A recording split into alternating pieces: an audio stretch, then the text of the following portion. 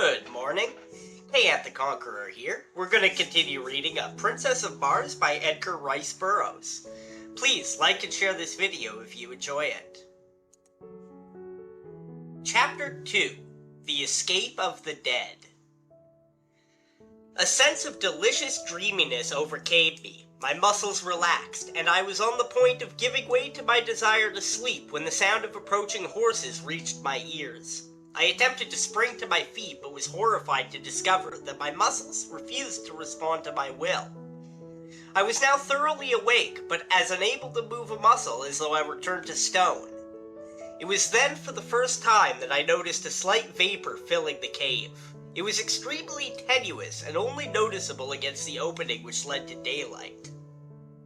There also came to my nostrils a faintly pungent odor, and I could only assume that I had been overcome by some poisonous gas, but why I should retain my mental faculties and yet be unable to move, I could not fathom.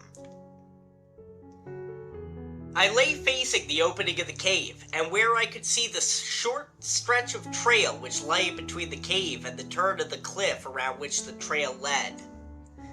The noise of the approaching horses had ceased, and I judged the Indians were creeping stealthily upon me along the little ledge which led to my living tomb. I remember that I hoped they would make short work of me, as I did not particularly relish the thought of the innumerable things they might do to me if the spirit prompted them. I had not long to wait before a stealthy sound apprised me of their nearness, and then a war-bonneted, paint-streaked face was thrust cautiously around the shoulder of the cliff, and savage eyes looked into mine. Then he could see me in the dim light of the cave, I was sure, for the early morning sun was falling full upon me through the opening. The fellow, instead of approaching, merely stood and stared, his eyes bulging, and his jaw dropped. And then another savage face appeared, and a third and fourth and fifth, craning their necks over the shoulders of their fellows whom they could not pass upon the narrow ledge. Each face was the picture of awe and fear, but for what reason I did not know, nor did I learn until 10 years later. That there were still other braves behind those who regarded me was apparent from the fact that the leaders passed back whispered word to those behind them. Suddenly, a low but distinct moaning sound issued from the recesses of the cave behind me, and as it reached the ears of the Indians, they turned and fled in terror, panic-stricken. So frantic were their efforts to escape from the unseen thing behind me that one of the braves was hurled headlong from the cliff to the rocks below. Their wild cries echoed in the canyon for a short time, and then all was still once more. The sound which had frightened them was not repeated, but it had been sufficient as it was to start me speculating on the possible horror which lurked in the shadows at my back. Fear is a relative term, and so I can only measure my feelings at that time by what I have experienced in previous positions of danger, and by those that I have passed through since.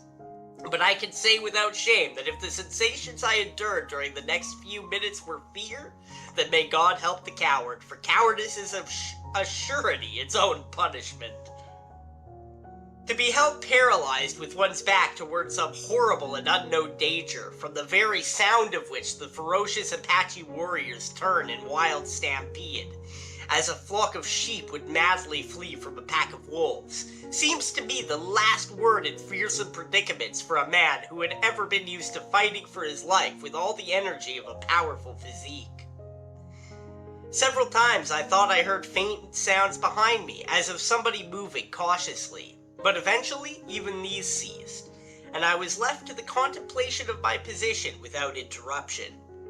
I could but vaguely conjecture the cause of my paralysis, and my only hope lay in that it might pass off as suddenly as it had fallen upon me. Late in the afternoon, my horse, which had been standing with dragging rein before the cave, started slowly down the trail, evidently in search of food and water, and I was left alone with my mysterious unknown companion and the dead body of my friend, which lay just within my range of vision upon the ledge where I had placed it in the early morning. From then until possibly midnight, all was silence, the silence of the dead.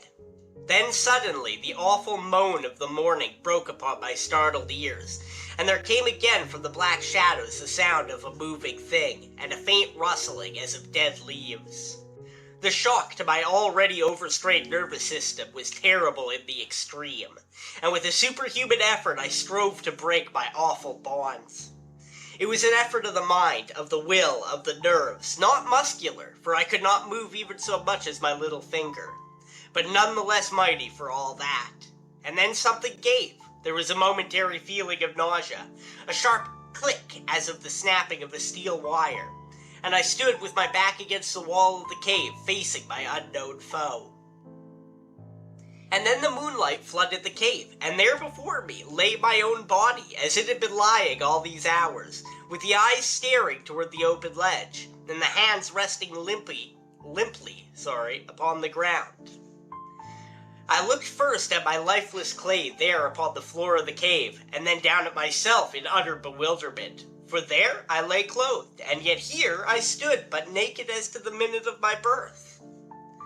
The transition had been so sudden and so unexpected that it left me for a moment forgetful of aught else than my strange metamorphosis. My first thought was, is this then death? Have I indeed passed over forever into that other life? But I could not well believe this, as I could feel my heart pounding against my ribs from the exertion of my efforts to release myself from the anesthesis which had held me. My breath was coming in quick, short gasps. Cold sweat stood out from every pore of my body, and the ancient experiment of pinching revealed the fact that I was anything other than a wraith. Again was I suddenly recalled to my immediate surroundings by a repetition of the weird moan from the depths of the cave.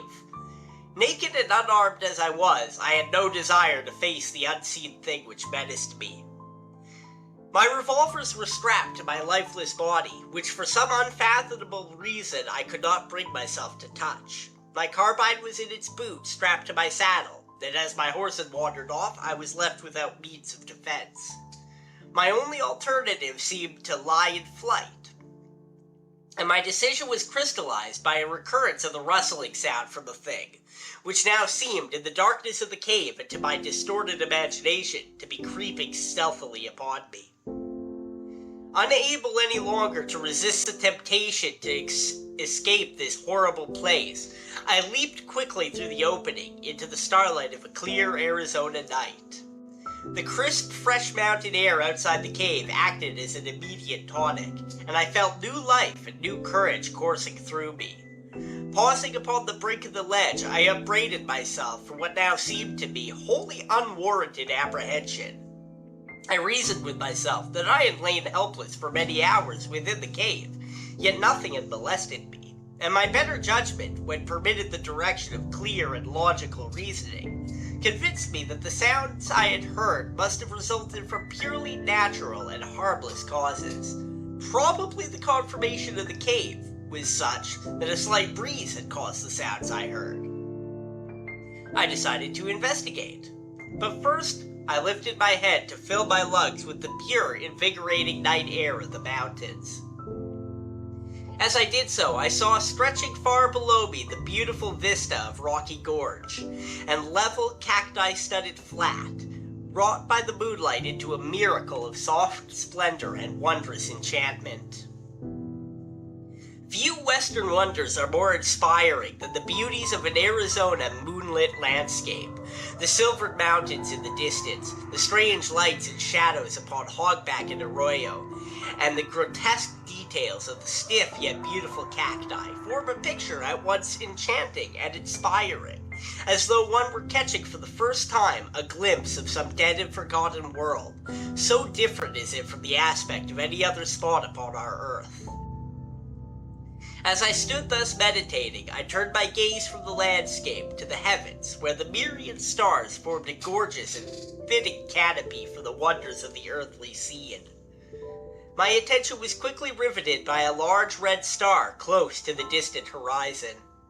As I gazed upon it, I felt the spell of overpowering fascination. It was Mars, the god of war, and for me, the fighting man, it had always held the power of irresistible enchantment. As I gazed at it on that far-gone night, it seemed to call across the unthinkable void, to lure me to it, to draw me as the lodestone attracts a particle of iron. My longing was beyond the power of opposition. I closed my eyes, stretched out my arms toward the god of my vocation, and felt myself drawn with the suddenness of thought through the trackless immensity of space. There was an instant of extreme cold and utter darkness. That concludes Chapter 2. If you're enjoying this read-through, please like the video and subscribe to the channel. Thanks for listening and have a great rest of your day.